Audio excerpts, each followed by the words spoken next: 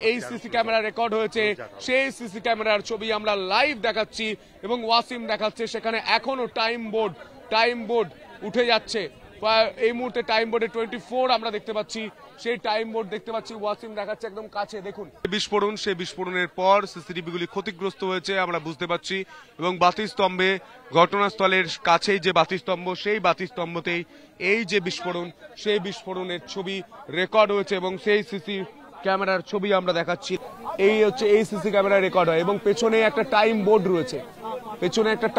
রয়েছে, একদম যে ক্যামেরায় রেকর্ড হয়েছে এই ফুটেজ, সেই ক্যামেরার একদম সেই ক্যামেরার ছবি দেখাচ্ছে। এই ক্যামেরাতেই রেকর্ড হয়েছিল ফুটেজ। সিসি ক্যামেরা ঝুলে গিয়েছে, দেখুন এই ক্যামেরাতেই রেকর্ড হয় ফুটেজ এবং সেই ফুটেজ আমরা দেখাচ্ছি, বিস্ফোরণের সময় ছবি দেখাচ্ছি। এই যে বাতিস্তম্ভ রয়েছে, এই সিসি ফুটেজও আমরা যদি পাই তাহলেও কিন্তু বিস্ফোরণের মুহূর্তের ছবিটা আমরা দেখতে পাবো।